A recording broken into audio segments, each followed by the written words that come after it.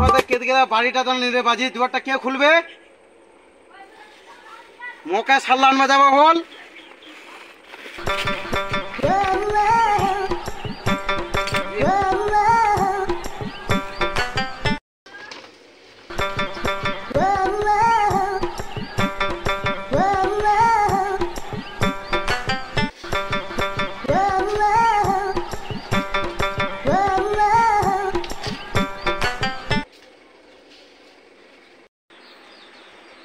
छुआ खेत गेला दे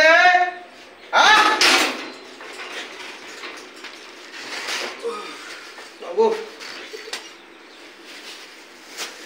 আর কি কম মেলে ছুয়াক পুরা লোকটা দ্বারা পাঠানো কি করবা?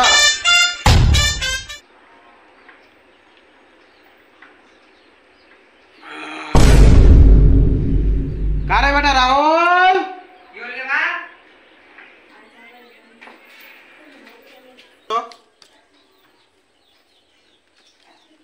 তোর দা দেখ দেখ কেচ্ছা জানো বাকো সাল্লা নিও সাড়ে বস্তাটা ছিটকিবা ভুইখানে বাড়ি ধানলাত পানি টানি কুচু দোয়ানি হয় ধানলা জলে খতম হয়ে গেল